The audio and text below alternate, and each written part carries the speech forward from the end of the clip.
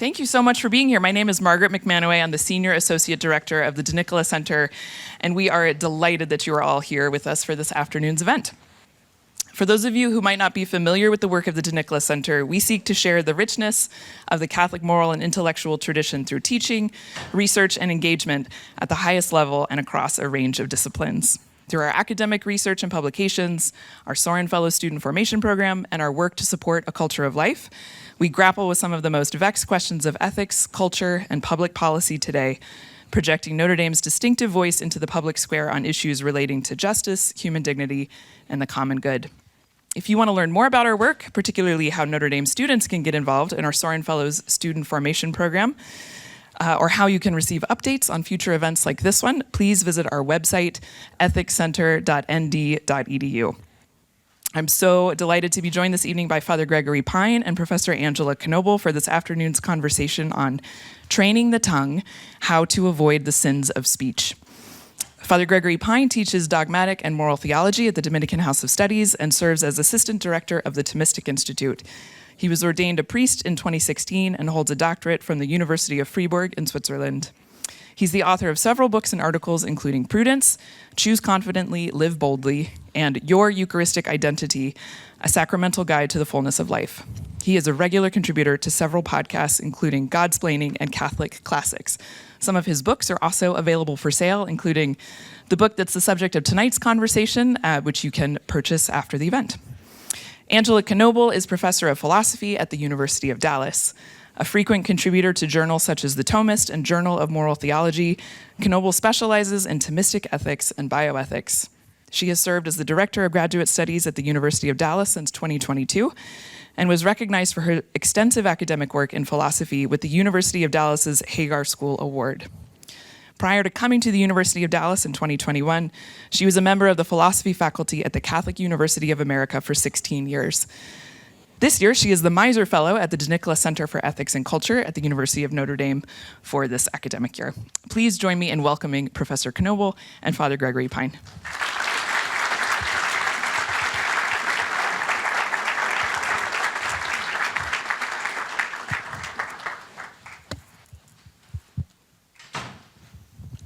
So, thanks for everybody for coming. Great turnout. Does everybody hear me okay?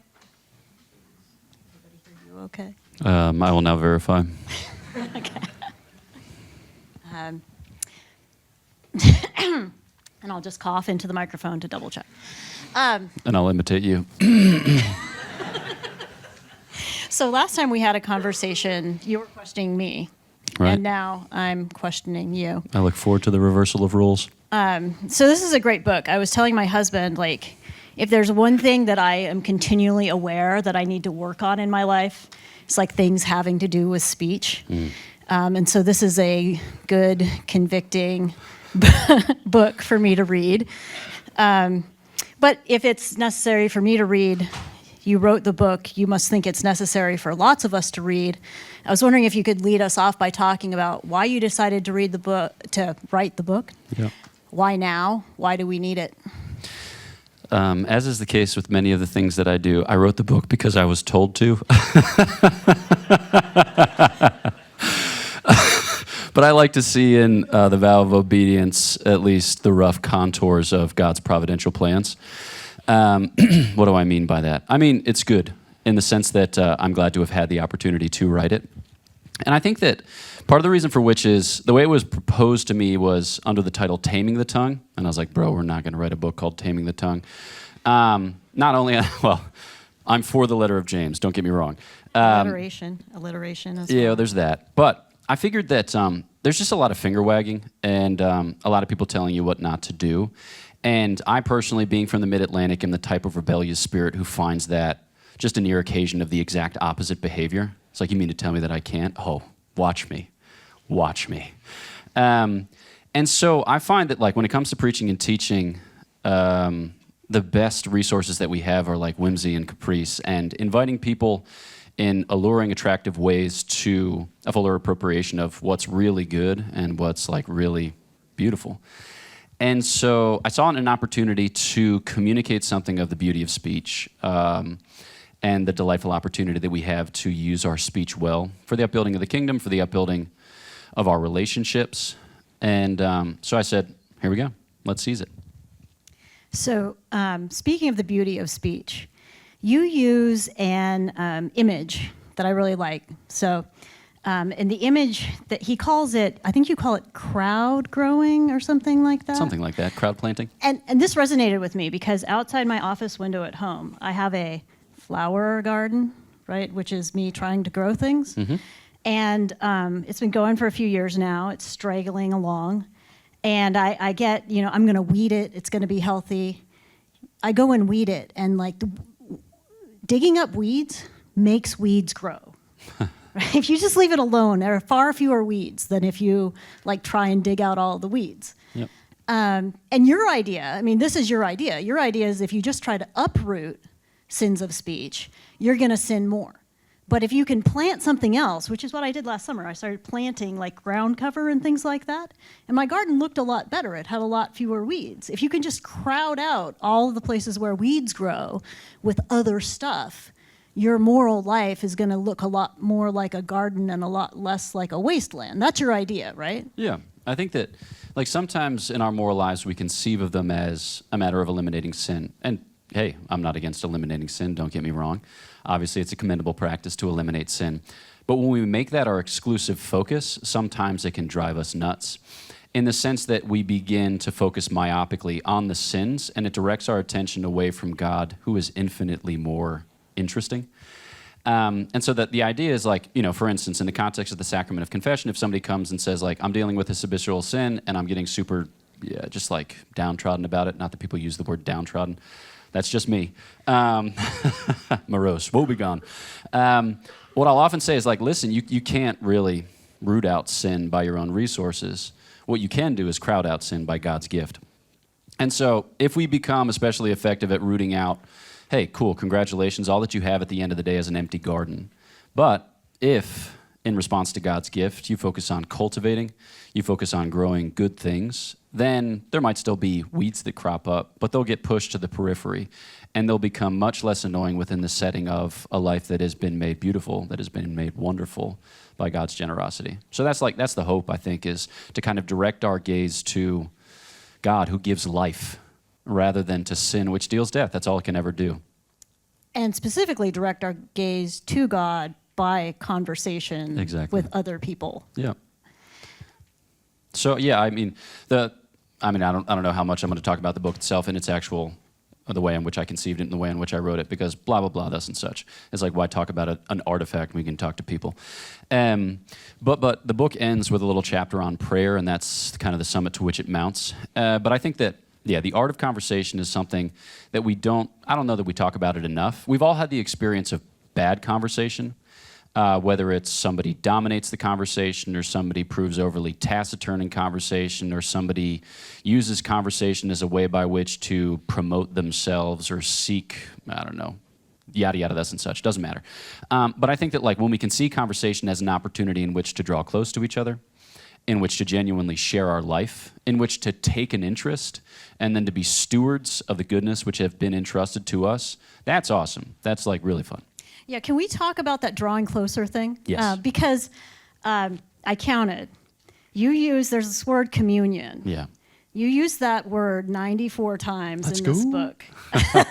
There's 150 pages, so it's two-thirds of the pages have this word on it. And you're pretty clear. You think that a fundamental purpose, I don't know if you want to go all the way to the fundamental purpose, which I would love to hear, but at least a fundamental purpose of conversation is communion. Yeah. And for those of us who primarily use communion as something that we take on Sunday, could you talk about what you mean by communion? Yeah. Effectively, I just mean a genuine sharing of life. So I think that a lot of us don't think it's actually possible to come together. So just at the outset, we can observe that as far as creatures go, we're a kind of strange creature, because we're the only creature who has a bodily spiritual existence or a spiritual bodily existence. I don't know the best way in which to summarize this, but we are ensouled bodies or embodied souls, however best you want to set that forth. And so, as the ancients said, we live at the horizon of creation, and we experience our bodily life in all of its gravity, and our spiritual life in all of its aspiration. And that makes for a really silly existence. So like we can have thoughts of beatitude, which lasts unto ages of ages, and then be interrupted in those thoughts by like a tummy ache. It's wild to be human. But on account of the fact that we have a bodily life, we tend to think in bodily terms. And so like it's not possible for me to be with you because your body occupies the space that your body occupies, and my body occupies the space my body occupies, and never the twain shall meet. But by virtue of the fact that we are spirits, right, embodied spirits, we do have the capacity to be together.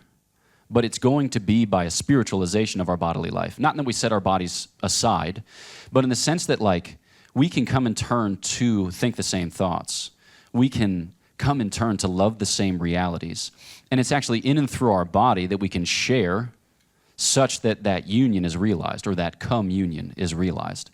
So the promise of communion is that like we can actually be together.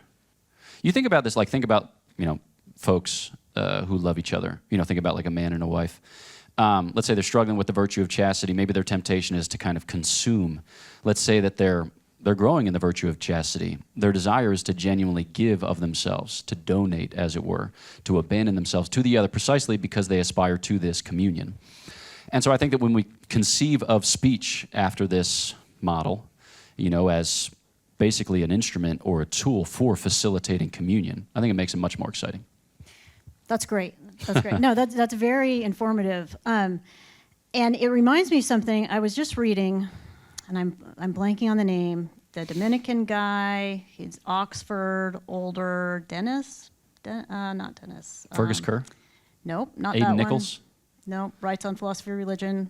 Dude McDuderson? No, yeah, I don't know. It doesn't matter. But a point that he made that Herbert McCabe? no. Don't worry about it. A point that he made in this piece that I was reading about Thomas Aquinas was that Thomas Aquinas, he doesn't think that we can share each other's sensation. He doesn't think that we can share each other's emotion. But when I understand something and you understand something, we actually can share in that together in that one thing. Yeah. And so that raises a whole host of questions to me because that might mean, I don't know if you want to go this far, that really a kind of shared purpose of conversation is coming to some shared understanding. Is that? I think that's part of it. But so like there's an end. There's an end to anything that we do. So if I were to leave my house without an end, I couldn't turn left or right because I wouldn't know where I was going. So there has to be some kind of end. But there's a sense in which like if we become too purpose-driven in conversation, sometimes it becomes a little oppressive. Like there's, not to say that we should be frivolous, but again, whimsical and capricious at times. But what we discover in the course of conversation is that this end has affected a union, a coming together. Yeah. And I think that it's fine to have that union in sight.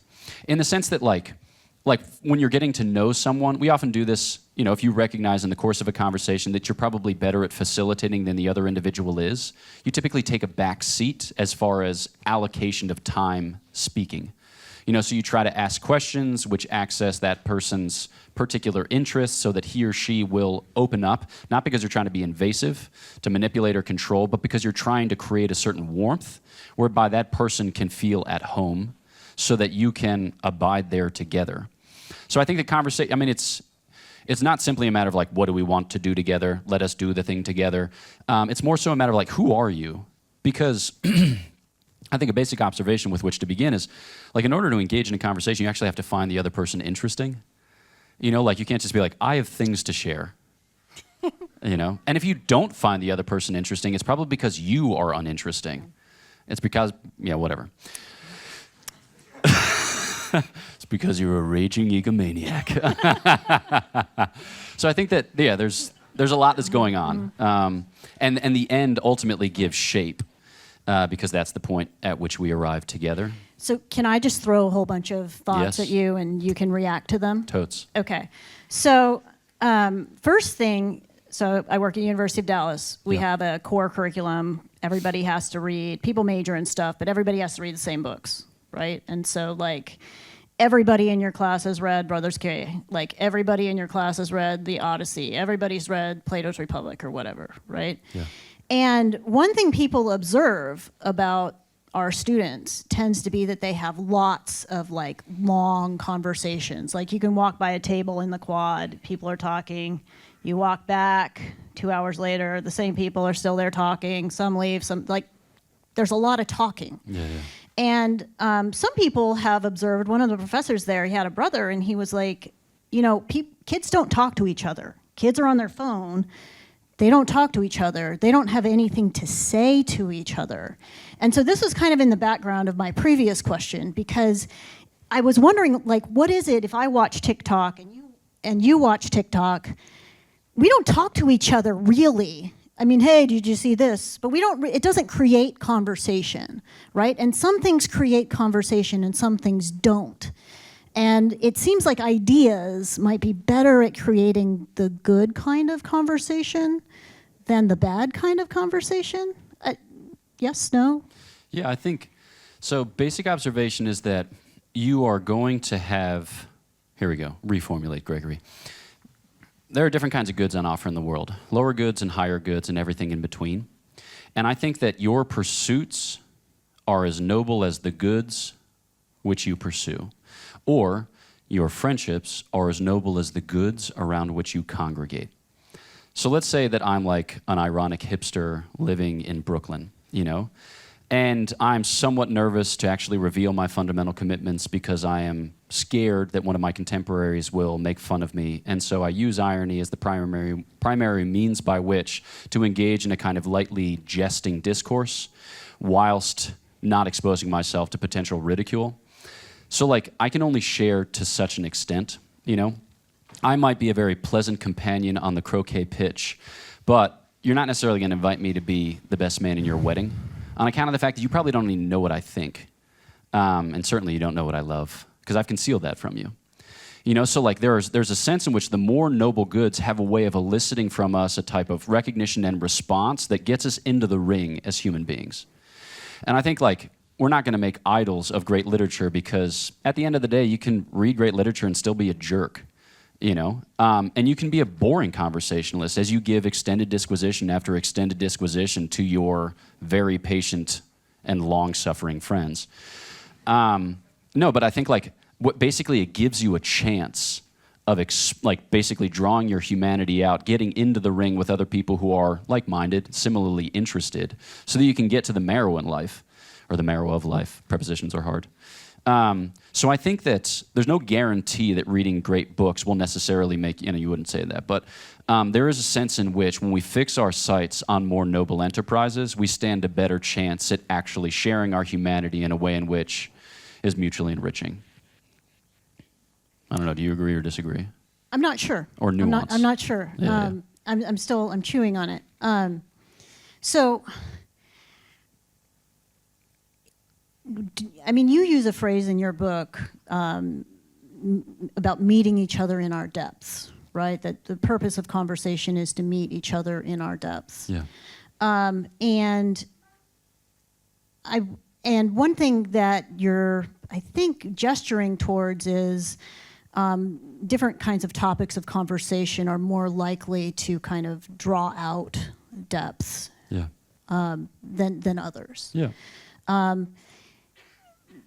But another thing that I think is floating around in what you're saying is we shouldn't, and I think this is why you're kind of maybe resisting to the nerd talk, right, is that we don't know what other people have to offer. Yeah. And we just kind of have to fish around and find out what other people have to offer.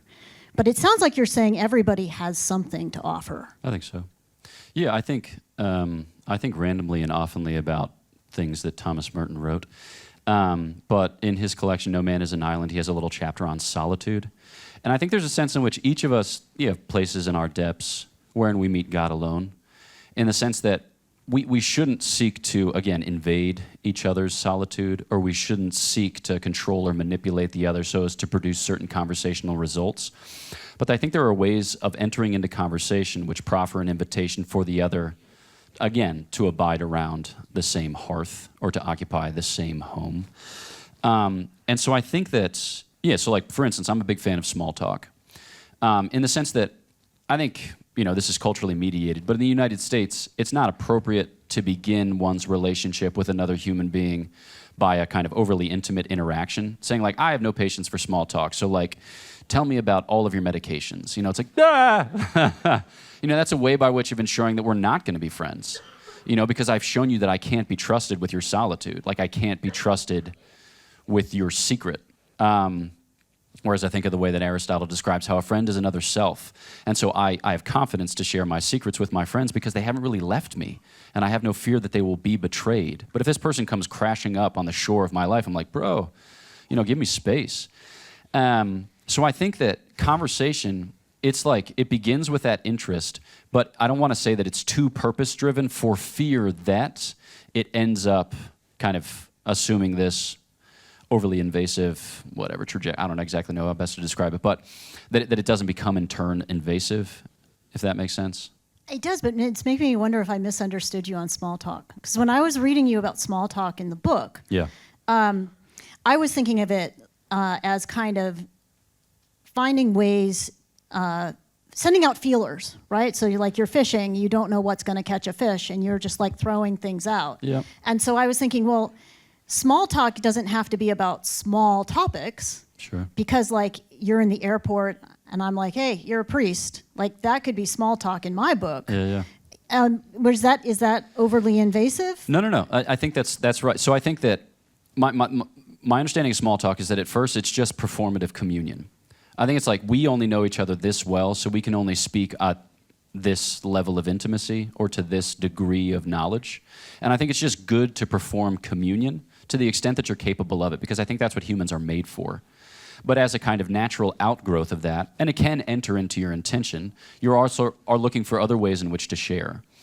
And so, like, for instance, that's part of the reason for which I love that I wear a religious habit, because in a certain sense, it gives people kind of free right, or free right isn't a thing that people say. It gives people permission to ask me about Jesus, because at the end of the day, I just want to talk about Jesus. And so I think like there's something nice about that a lot of my experience of conversation is telescoped, because I do less small talk, except for people who have like no idea who Jesus is and what the church is, because there really is no common understanding in that regard. But for the most part, people are like, hey, you're the guy that gives me God, right? And I'm like, yup. And then I'm like, okay, so where are we going from here? And not in the sense that like I own God or possess God as a birthright or as an ordination right, but in the sense that they have a feel for the instrumentality, the mediation, which is bound up with the religious life or the priesthood. And so, yes, I do want that greater degree of intimacy, that like deeper kind of sharing, as it were. But I guess my fear is that I always want to leave the other individual free in his or her solitude to experience that as an invitation rather than as a kind of imposition. Not objectifying in a certain way, right? Like, yep. But so going back, so at the beginning of the book, you start with a chapter on truth, right? Yeah. And you talk about, if I'm understanding you correctly, none of us has a kind of monopoly on truth. We're in the world, and we each have a kind of partial view we pursue together, right?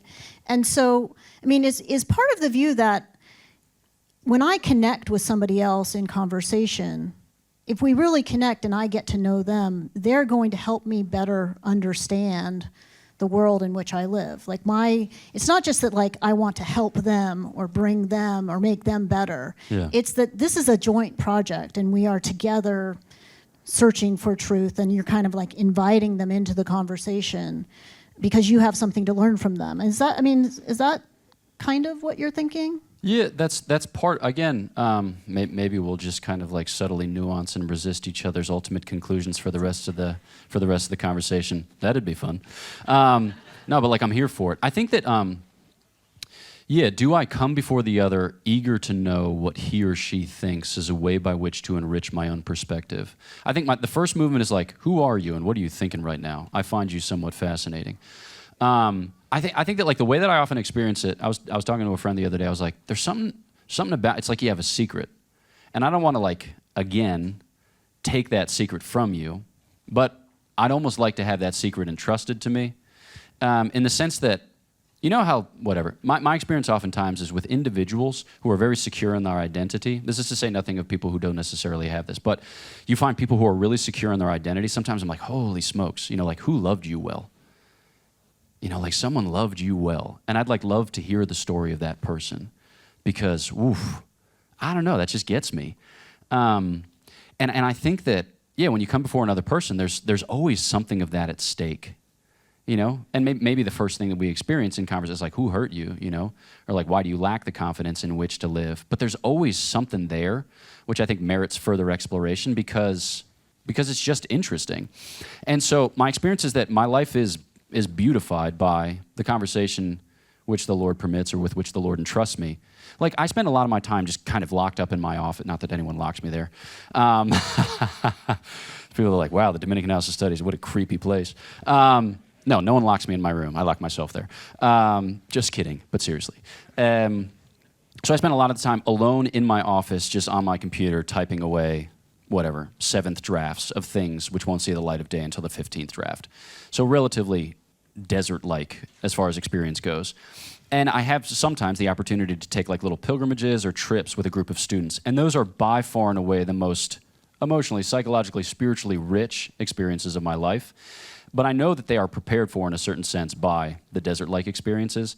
Nevertheless, it's just in the time that I get to share, I was 8 days in Australia doing a bunch of stuff for the TI, preaching in mostly Sydney. And then I was 8 days at the Jubilee of Young People in Italy for what was going to be the canonization of St. Pier Giorgio Frassati and became in turn something else. And then I was just 8 days on a pilgrimage with young people in France. It was awesome. These things are awesome. But I think that I walk away from those experiences not so much like, wow, my experience has been enriched, but that my experience has been peopled or populated by just beautiful stories.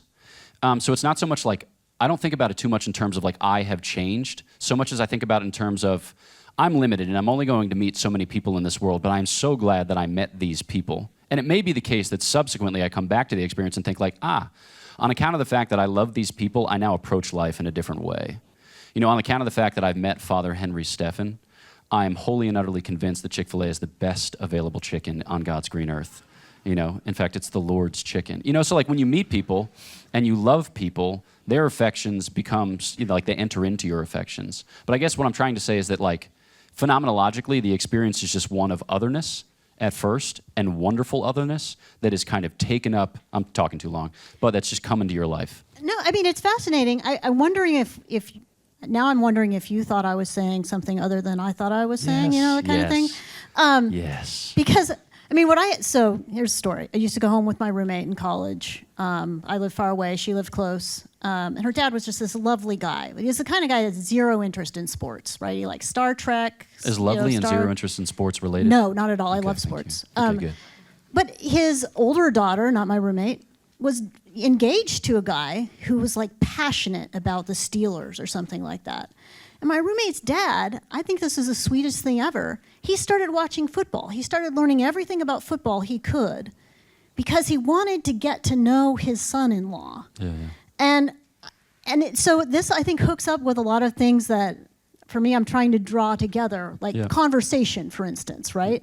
Like he wanted to be able to have something to talk to his son-in-law about so that he could get to know who his son-in-law was, so that he could love his son-in-law. And that, to me, is a kind of beautiful image of why we're trying to engage other people in conversation in the first place, even if I can't be really very articulate about what the nuts and bolts of that are. But, I mean, do you kind of agree with that picture? Yeah, I do. Okay. And I think it's like, people will say you meet them where they're at. I think that we look for what's available. There are certain things that we just can't share on account of the fact that they're unbefitting us as Christians, or we just don't have space for them in our lives. So if a lot of whatever, I met an individual who was like, the only way in which we are going to be friends is if you root for the New York Giants. I'd be like, yeah, it's just not going to happen.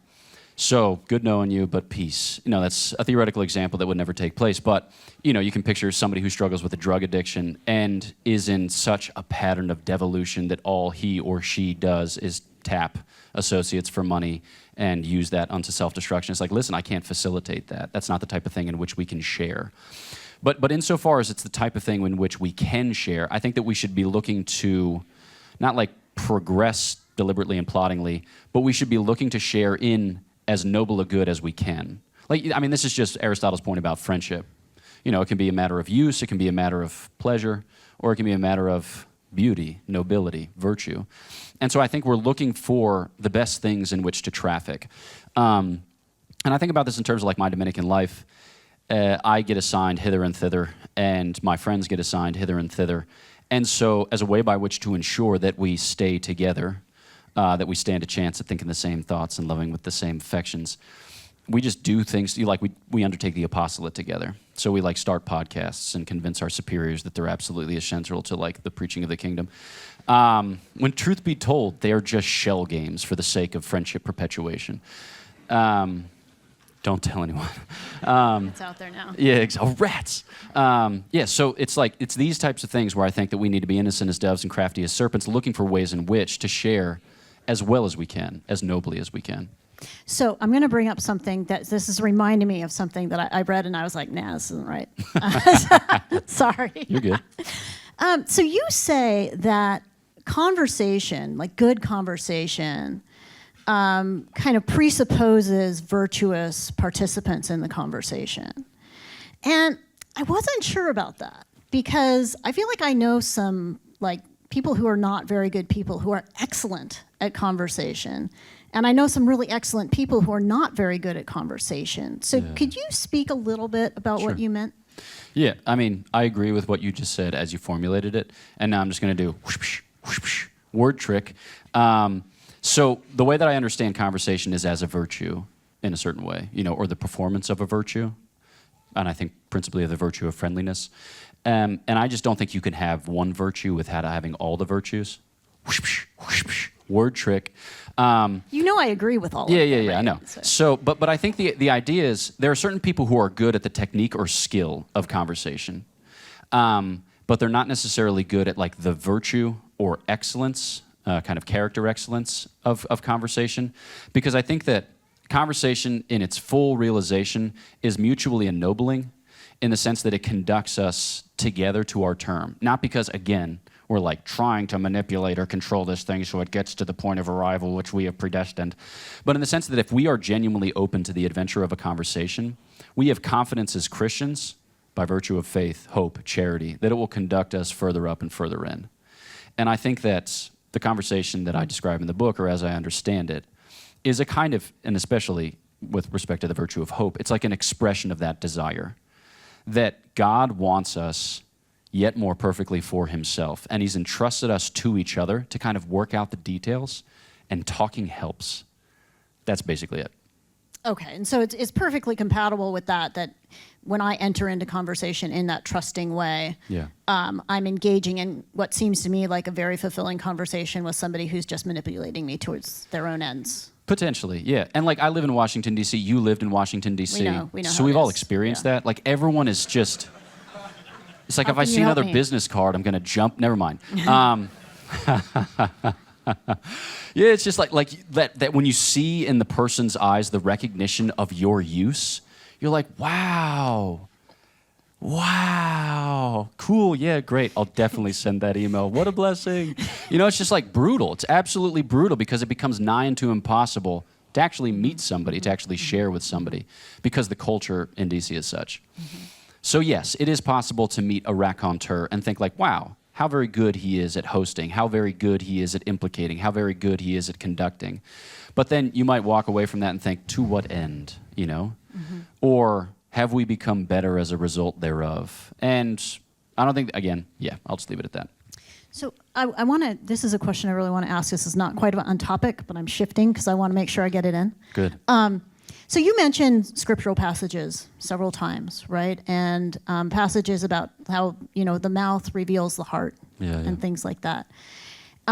And I think obviously that's very true. It's in Scripture. It's true. But is it also the case that it works in the reverse? Yeah. I mean, sometimes by the things we refrain from saying, do we make our hearts better? Like, Yep. does speaking a word give it a reality that it wouldn't have? And if so, like, why? Yeah. So I'm going to cite a random passage from St. Thomas Aquinas and then bring it back eventually. St. Thomas talks about the use, as it were, of vocal prayer.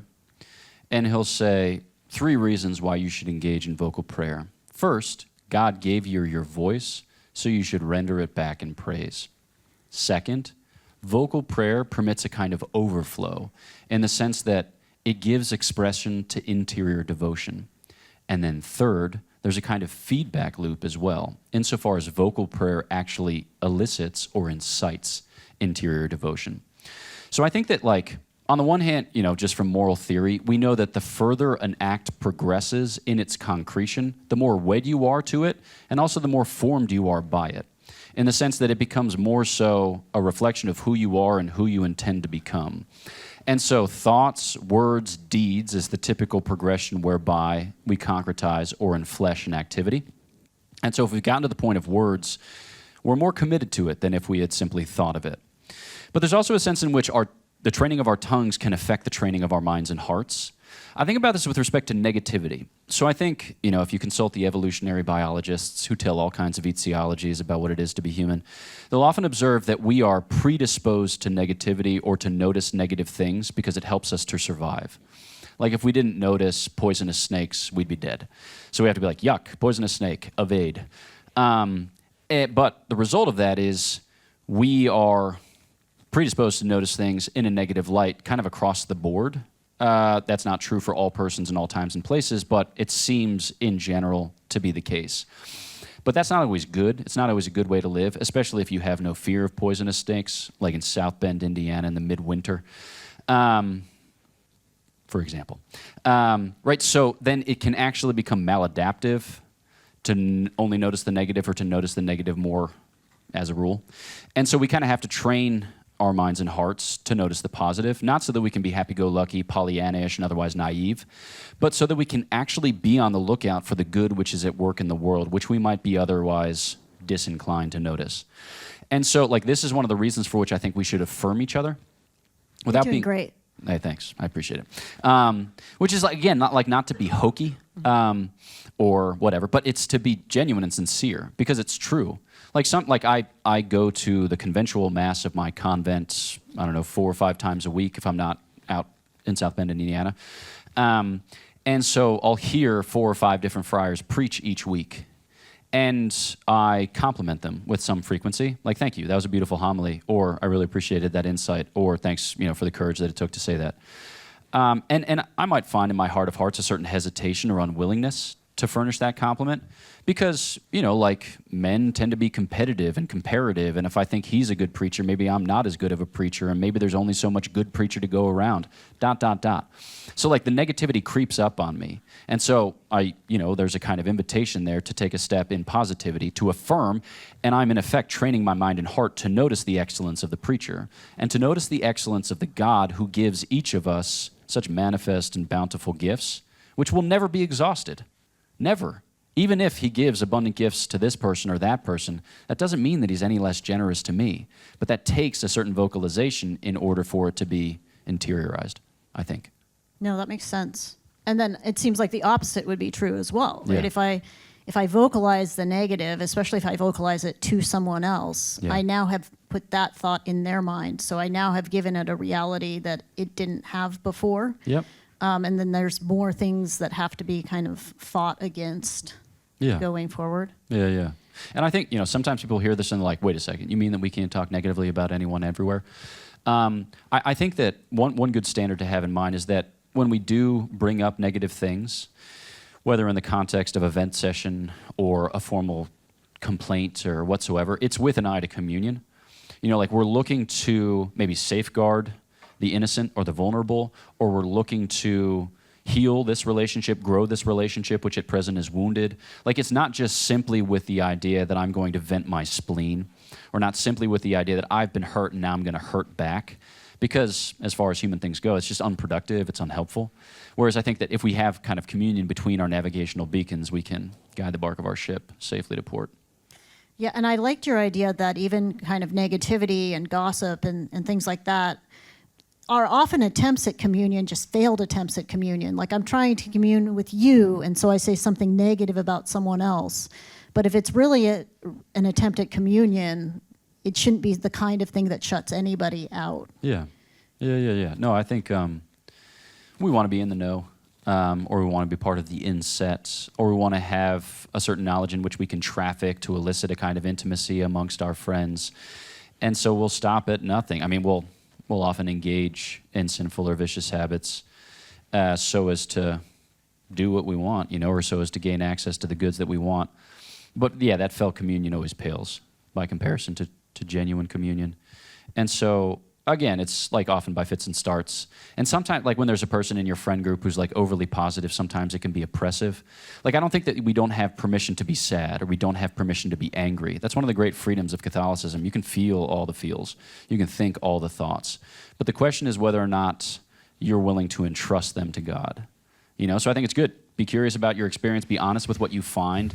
And then what are we going to do? What are we going to do? And I think a lot of people are all too entirely content to just be a worse version of themselves, as if by gravitation or as if by inertia. Whereas I think that there is an invitation that we find welling up from within to, strive, struggle. So you, speaking of God, right? You start with truth, you end with God, in conversation with God. Does learning how to speak well to, the person sitting next to us on the airplane make us better able to speak to God? I hope so. I think this is an Aristotelian point. Sometimes Christians have it in their mind that there's only a few virtues that matter. So you got faith, hope, charity, maybe like chastity, maybe like temperance, but like whatever. Everything else is just kind of like temperament. You have it or you don't, whatever. And we tend to think of conversation or conversational ability in that way.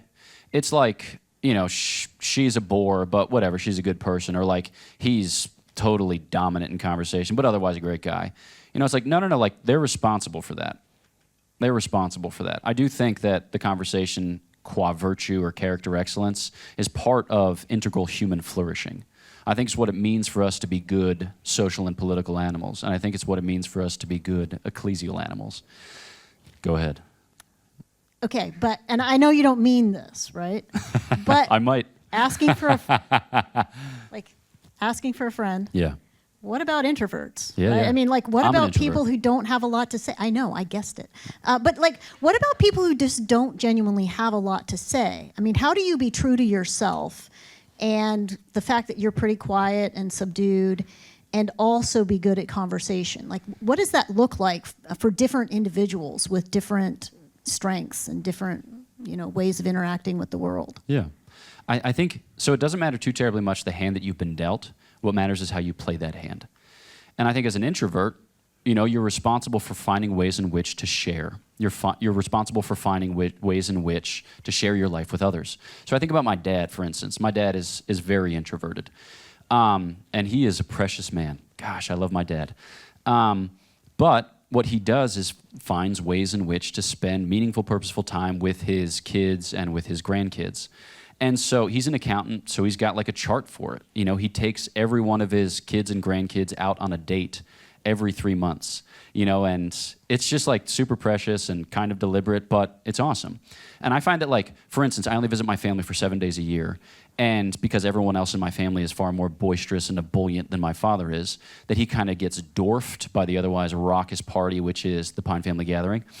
And so what I do is a religious or a priest typically takes a 6 or 7 day canonical retreat each year, spent in silence, and I take mine each year with my father. Because like we'll probably chat a little bit at lunch and maybe a little bit at dinner, but otherwise we just spend time in each other's company, and it's beautiful. It's just a great way to spend our lives. And so I think it's like you've been dealt a certain hand, and I think that you're responsible for developing your character and responding to God's gift and seeking to cultivate that virtue to the extent that you're capable. And I think that might put you in certain situations of mild discomfort. I don't think it means denying who you are, right? It doesn't mean running roughshod over your temperamental or constitutional disposition, but it does mean being open to healing, to growth, to a certain degree of challenge or whatever else it is. So I think it's like, yeah, it doesn't matter so much the template as to how you choose to build upon it. And it might mean that conversation sometimes doesn't involve a lot of talking. It might. Yeah. I mean, I think that's right. I don't. Yeah. But it's more of the communion. Sometimes the important aspects of communion occur in doing and a little bit of talking instead of a lot of talking and a little doing. And I think, like not to be too silly, but I think this is the point of cigars, pipes, alcohol, coffee. Like, if I were to come up to like one of the dudes in the audience and be like, hello, would you like to sit at a table and talk to each other for an hour and 27 minutes? I think most of the dudes would be like, that's weird, get away from me. But if I were to say like, would you like to smoke a cigar later tonight? I think most of the bros would be like, let's freaking go. So I think that like, there are also ways in which to elicit conversation that are organic, that are humane, and I think that we should make use of those. Yeah, I agree. And I think we have to take questions now. So All right. Ending on agreement is a good thing. Let us end on agreement. Cheers. What I'll ask you to do when you have questions is kind of introduce yourselves, and then it's incumbent on us to try and remember to repeat your question so that the recording gets it. Hi, my name is Jeremy. I'm a freshman. I wanted to ask, our forum for next year was just announced, and it's what does it mean to live a good life? I was wondering if you could just talk a little bit about how communion factors into that. Yeah. One quick thought. I think there's a certain temptation at a great school where you have a lot of responsibilities and are looking to kind of set yourself up for whatever career or graduate school or subsequent pursuit, to treat life like a checklist. And I just say that checklists are for people. So I think that insofar as you can conceive of the various tasks or the various assignments as somehow for people. And that can be really abstract at times, like when you're struggling through, I don't know, like in my case, a Synoptic Gospels class, and you're thinking to yourself, like, what does it matter that the Transfiguration account in Matthew, Mark, and Luke is ever so slightly different? But there's a sense that if I engage with the sacred page, docile to its prompting, open to its revealing, then this will be in some way, shape, or form transformative. Like it'll renew my gaze on God, which I hope renews my gaze on God's people. And I hope that I can be sent in service and offer my life genuinely, generously, etc. So I think that like insofar as you can, the time that you spend in prayer, the time that you spend thinking between classes, just to think, checklists are for people. I don't know if you have thoughts. That sounds good to me. Hi, I'm Julia. I'm a freshman. And you kind of draw the line between the skill of conversation and the virtue of conversation. And I was wondering if when we master or even just improve the skill of conversation, do you think that could be conducive to increasing in the virtue and vice versa? Yes, I do indeed. This is actually something that Dr. Knobel will have a lot to say about insofar as it concerns like acquired and infused virtues. That's what I was gesturing towards. But I think that like to a certain extent what we're responsible for is kind of working on our own temperamental or constitutional disposition. So acquiring those skills or techniques which helps us to move beyond kind of an agonized or otherwise anguished approach to a more free-flowing, easygoing approach. But at the end of the day, I think that we come before the throne of grace as beggars, and we're asking God for the grace, virtue, gifts of the Holy Spirit that we need in order to be citizens of the heavenly Jerusalem and members of the household. And so I think that because at the end of the day, if you're a good raconteur, people might leave with their social anxiety quelled, but they won't necessarily leave with their souls saved.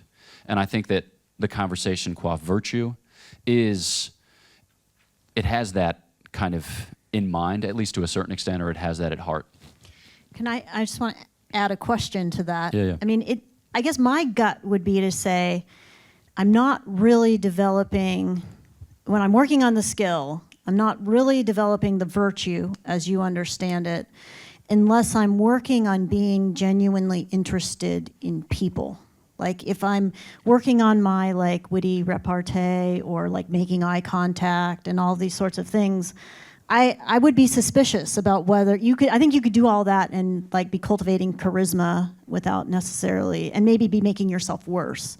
But I feel like if you're really cultivating the kinds of things that you're talking about, I have to be genuinely trying to love my neighbor. I don't know what you think about that. Yeah, I would. The only thing I would add, I think I agree with that. The only thing I would add is I think that you are addressing obstacles or hindrances to the realization of the virtue, in the sense that, we can rely upon the Lord to do what He's going to do. But let's say that I have these really, really, really distracting verbal tics. So I use certain words all the time, like and are ones that we all use with some frequency.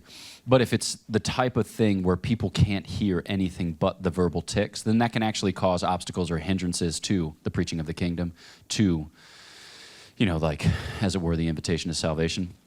And so I think that when I work on, like the technique of the skill, I'm addressing obstacles or hindrances to the full realization of the virtue. So I think there's a point to it, but I do agree that you have to have the overall goal in mind if it is to be really integrated in a well-formed human character. There was you had your hand up. Hi, I'm Jackson. I'm a middle school English teacher. And we've crossed this technological frontier where now it's possible to have a conversation or a pretend conversation with a robot. And I was wondering, as somebody who's thought deeply about conversation, if you think that that's ever appropriate from a Catholic perspective, or if there's a moral peril in that sort of technology. Yeah, so the person to whom I would refer you is Jordan Wales, who teaches at Hillsdale College. He's a theologian, but he did his bachelor's and master's level training in computer science. And he's got some really cool things to say about AI and personhood. So I think that qua technique and skill, I don't think it's intrinsically evil to talk to a computer, especially if you use it for the refinement of certain, techniques and skills. So you can think, for instance, like certain AI chatbots now are pretty capable when it comes to foreign languages, and you can pay for a subscription service that kind of has you in conversation with an AI chatbot as a way by which to get yourself from A2 to B1 before you do your immersion experience. I don't think there's anything wrong with that. And it's often more convenient than paying for something like italki or like Preply or one of these ones where it's you with a tutor, because those people live 6 hours away, time zone wise, and et cetera. Where I think the moral peril enters is that AI chatbots will always and everywhere do your bidding. So they're very labile, they're very malleable, they're very much conformed to your will, and they're going to affirm you insofar as they can without contradicting their own coding. And so what they do is they make our experience of life effectively frictionless. And I think that what we don't notice, but what happens in turn, is that we find ourselves frustrated, feeling ourselves stymied with much greater frequency and at a much greater intensity. So because everything else in my life is instantaneous and frictionless, when I have to wait in traffic, when my flight gets delayed, when blah, blah, blah, and thus and such happens contrary to my will, I find that I'm coming to pieces. So I think that when we treat person-like bots as if they were persons, and those person-like bots present as wholly accommodating, wholly affirming, I think that that does something to us psychologically and emotionally, which we have to be on the lookout for. But I think with the development of every new technology, we acquire certain competences and we lose other competences. And I think we're only beginning to appreciate at this stage the competences that we're about to lose. Yeah. So many hands, so little time. Thank you. I'm Jonah. I'm a junior here, and I'm actually sitting right next to my roommates, so I'll use them as an example. That's good. They're some of my best friends in the world. Yet, come August and November, I don't really know when the birthdays are, so I have to check every year. So my question is, when it comes to friends, and especially good friends, what do good friends actually know about each other, and what's important for them to share with each other? Yeah. That's a cool question. Sorry, I've forgotten to repeat every question to this point. For those of you watching at home. All right, so the question is, what should I know about my friends? And I think the answer to that question is, you should know about your friends what your friends share. I think there's certain baseline things that are good to know, but I'm not a big birthday guy. There are a lot of people here who will think that dudes often say that they're not big birthday guys, but what they actually want, in fact, is a surprise party, because they're all pretending until such time as you see their shocked face dot, dot, dot. Okay, I'm like actually not a big birthday guy. Because I'm just not that good of a gift giver. And I don't necessarily like to be a gift receiver in a way where I feel myself incapable of reciprocating. You can psychoanalyze me later. Right, but just like, yeah, I like a semi-continual stream of affirmation. As far as my own love language, this is outgoing, sorry. I also like a semi-continuous stream of incoming affirmation, but nevertheless, we can't have what we, never mind, keep going. So I think that, but basically, it's characteristic of a friend that he holds his friends in mind and heart, right? So he thinks on them. And he thinks on them in a way such that they remain present to him even when they're absent. All right, obviously Aristotle says that friends ought to live together because they ought to engage in common activity because that's the way in which to secure their intimacy, you know? But even at a distance, he thinks on them. And so I think that a friend is kind of on the lookout for ways in which to bless, here in the kind of generic sense of bless. Like, because you know that reality is laced with opportunities. Like, so today, for instance, I turned in on Notre Dame Way and I saw the Golden Dome and I was like, cool, this is the first time I've ever been on this road before. Because the last 2 times I came here via car, I was in a team bus for the National Catholic Cross Country Championships and I was asleep. But I have 2 friends, Robbie and Emily, who are married and live in Basel, Switzerland, with whom I kicked it quite a bit when I was assigned in Switzerland. And so, like, in seeing the Golden Dome, my association is with them, even though there are a bunch of Dominican friars who have also gone to Notre Dame, but for whatever reason, I think of these 2 people. And so I snapped a picture, and I sent it to them. I also missed my left turn, went too far, had to do a little U-turn back around. Because it's just to say, like, I'm thinking of you when I see this thing that reminds me of you. So that's a long and winding answer, but I think the basic idea is that you should know about your friends what your friends share, and you kind of use those things as an opportunity to communicate to them that you are thinking on them, that you are loving on them, right? And that you have them close even when they're distant. Let's see. I don't know who to choose. Who should I choose? Why don't you choose? Thank you. My question follows on that really well. I'm Maria Sturmersheim. I'm a PhD student here in New Testament.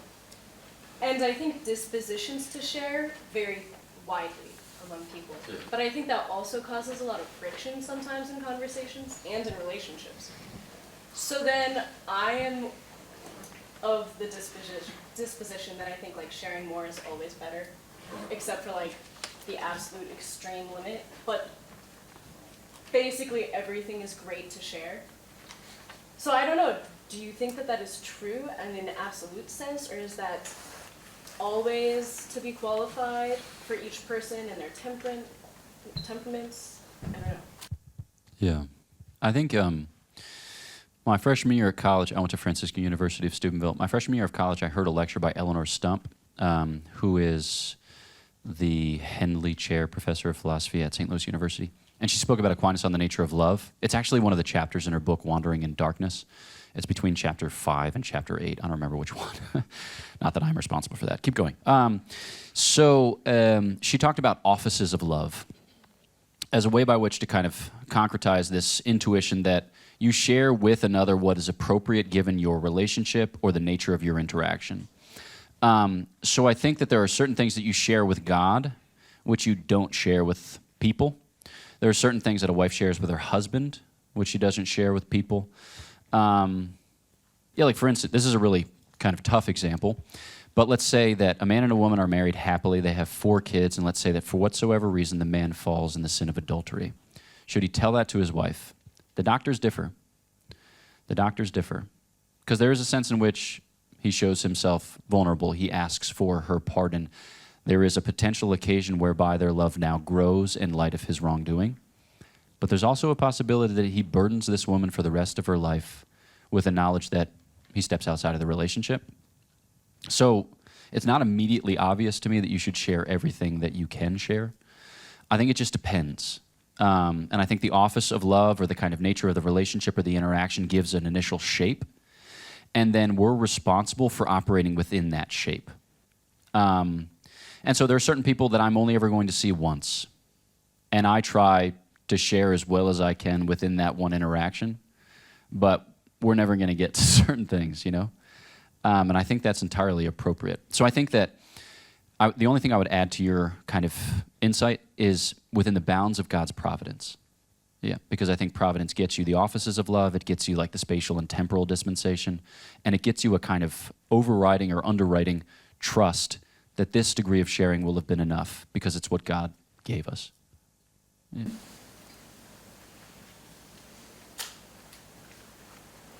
Yeah. So I appreciate how, like, in this lecture, you kind of talked a lot about this virtue of conversation as something that's kind of like embodied, where there's like someone like with me, we're kind of building off what each other are saying. But what would you say about sort of like situations where it's kind of more like rhetorical? If I'm, for example, giving a lecture on something or writing a paper about something, in a certain sense, that's a very different form of interaction.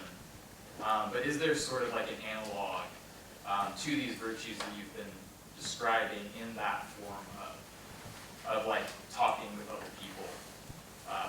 Or maybe in a slightly different sense, like sort of like a seminar conversation where there's something a little bit more like artificial about that. Like, how do you still integrate these virtues?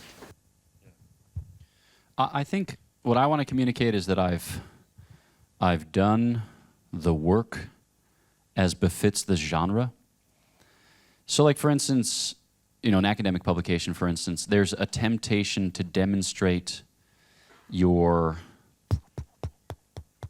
mastery or a temptation to demonstrate your erudition that can actually run contrary to communication.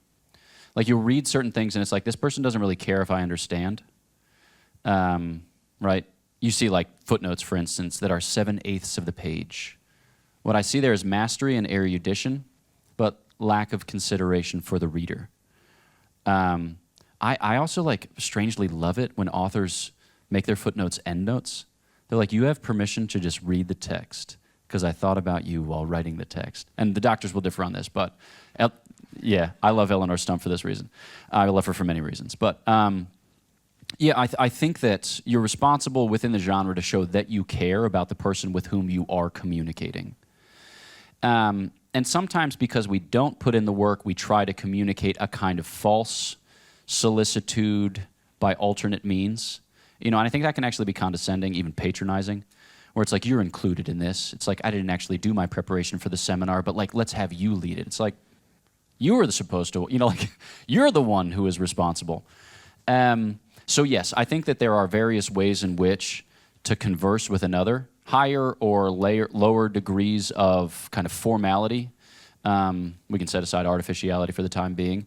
But I think that what we're effectively responsible for is crafting that communication insofar as we're capable of doing so with an eye to the reader, with an eye to the listener, with an eye to the interlocutor. But you don't like endnotes? Hate them. But I mean, you also, you have a chapter on teaching. Yeah. You think that even in teaching, there's a goal of communion, right? Just maybe of a different sort, kind of drawing. There's more drawing on the part of the teacher than in between two friends or something. But even then, there's a goal of communion, right? Yes, I think so. And in part, I think it's because I don't know what it means to address many people. I can't figure that act out phenomenologically. I know what it is to address one person. I know what it is to have a conversation. And I think that teaching is an attempt to have a conversation which everyone is free to listen in on, in effect. But, yeah. Hi, I'm John.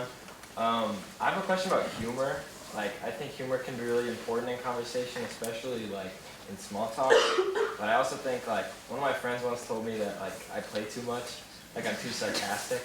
I think it can also be a hindrance to getting that deeper communion. Yeah. So what do you have to say about humor in conversation? I have many things to say about humor. It's chapter 5 in the book. So I agree. The pertinent virtue is called eutrapelia in the Aristotelian tradition, just if you're into that. Or you could think about it as playfulness. Maybe that's a word that you can use in polite conversation. But the idea is, okay, so here's Aristotle's argument for eutrapelia. He says the body wearies or, grows fatigued. And so we need times of rest. And you can get rest by repose, or you can get rest by kind of delightful activity. All right, that's also a way of rejuvenating or refreshing oneself. He says we can say something similar of the soul. The soul itself does not fatigue on account of the fact that it's a spiritual nature or that it's a spiritual subsistent.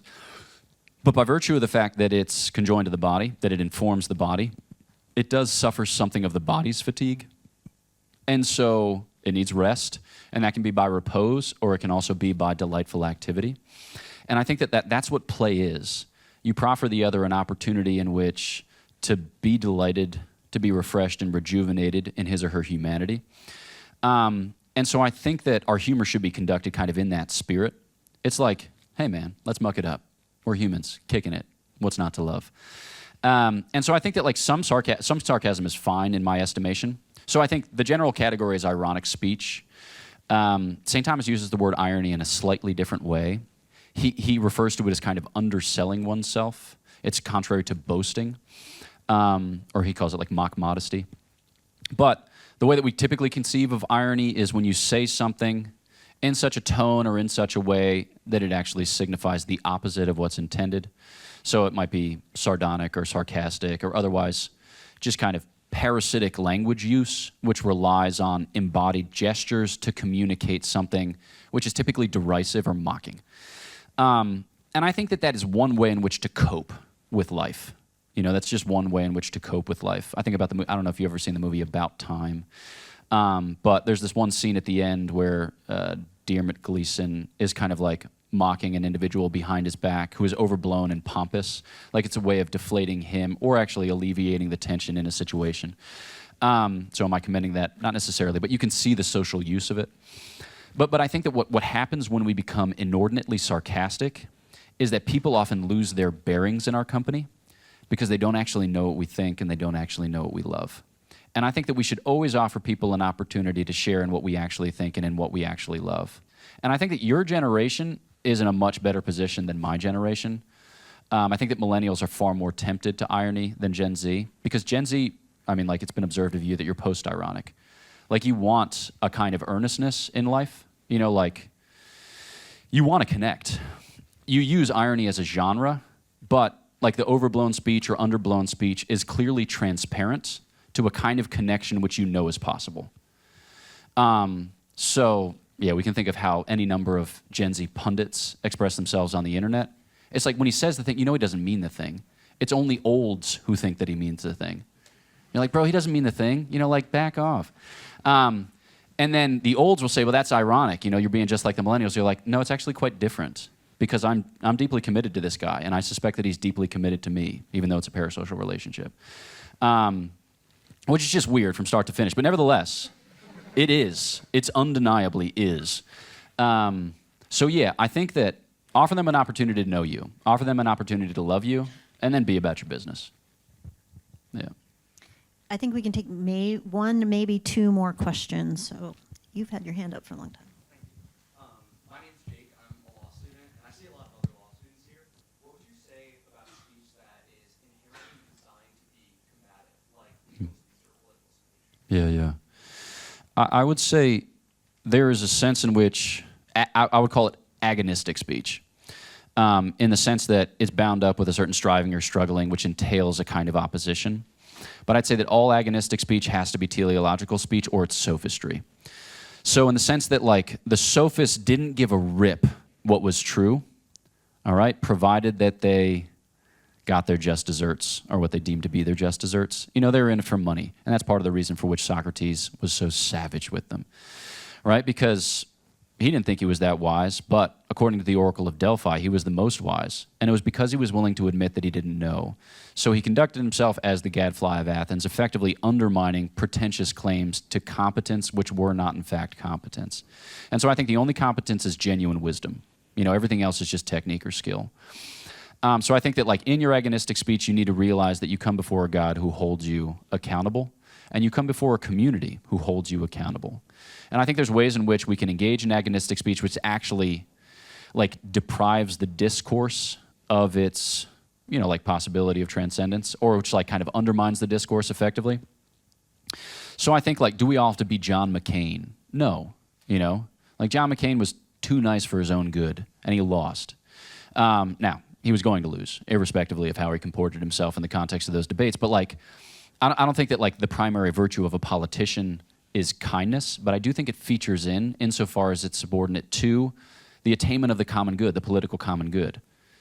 So he has to be able to host discourse as to what constitutes the common good so he can bring people around so that they can pursue it together. And so too of the lawyer, mutatis mutandis. So I'd say agonistic subject to teleological. Thank you. Yeah.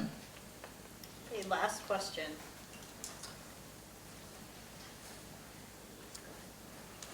You're good. My name's JP, I'm a junior. Could you touch on the subject of lying, specifically, like, what's the Catholic position on the morality of lying, and what, if any, diversity of opinion is allowed within that? Yeah. I've got thoughts on this. That's the last question. Yeah, perfect. Exactly. I'm just going to stir you guys all up. This is actually how I treat my nieces and nephews. Like, I just visit my sisters, and then what I do is I just, like, roughhouse with my nieces and nephews for, like, 3 straight hours, and then when it's bedtime, I just peace out.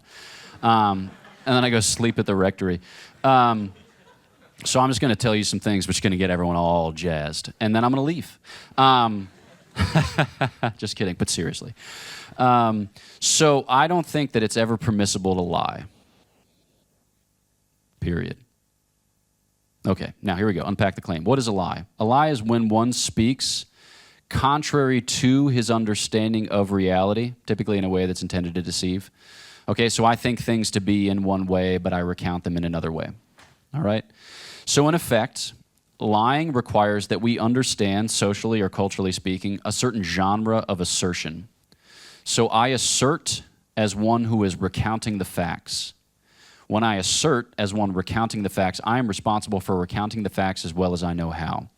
There are other genres of assertion. I can assert after the manner of hyperbole. There are like 1 billion people there. No one thinks that I actually mean that there are 1 billion people there. It's clearly hyperbolic speech. Or I can assert after the manner of joke telling, like knock knock. Who's there? Banana. Banana who? Knock knock. Who's there? You're like, okay, in the course of this exchange, which eventually ends in orange, you glad I didn't say banana, at no point are you tempted to think that I think myself a banana, all right? Because I am operating within the genre of knock knock joke, which is socially, culturally realizable as such. So too, like play acting, etc. So I'm operating in the genre of assertion after the manner of recounting the facts. When I do that, I have constrained my speech such that it is bound in a certain way to tell the truth. All right. So then the thing that everyone wants to talk about is what if an officer of the Gestapo knocks on my door and asks me, do I have Jews in my basement? I don't think that it's permissible to lie. I think that I will probably end up lying as I wet my pants, okay? And I'll probably tell an unconvincing lie, but that's neither here nor there. If I were to do so, I think that's a venial sin, all right? What's sometimes referred to as an officious lie. By comparison to a jocose lie, which is a lie that you tell because you like lying. It's like, JP, bro, your car's on fire. No, it's not. Like that's a jocose lie, which is stupid. By comparison to a malicious lie or pernicious lie where I lie to hurt somebody, all right, to seek advancement or to derail their career or something like that. Typically, the tradition understands both officious and jocose lies to be venial and pernicious lies to be mortal. Here's how you deal with venial sins. You ready? Sign yourself with holy water. Pray in Our Father. Perform a charitable action. Say an act of contrition. Okay? So venial sins are just not that big of a deal. Obviously, we shouldn't tolerate them in our lives. We shouldn't permit them to accumulate in our lives because we can find ourselves stumbling into mortal sins if we're not solicitous for our ongoing moral conversion. But venial sins just aren't a big deal. St. Thomas says that they are only sins secundum quid, after a manner, not simpliciter. All right? So I think when the Gestapo officer knocks at your door, you're probably going to tell a lie. Maybe you'll be successful, maybe not. All right? But then say in Our Father. But I think that the option that you could use as a way by which to navigate the situation without sin of any sort is not equivocation. The Jews aren't far off, because I think that effectively amounts to a lie. All right? I realize this puts St. Athanasius in a tough spot, but whatever. So much as an evasion. So I've had a lot of time to think about this, so I've come up with my whimsical responses as a Philadelphian, So I'd say, like, here's the thing. I just vacuumed.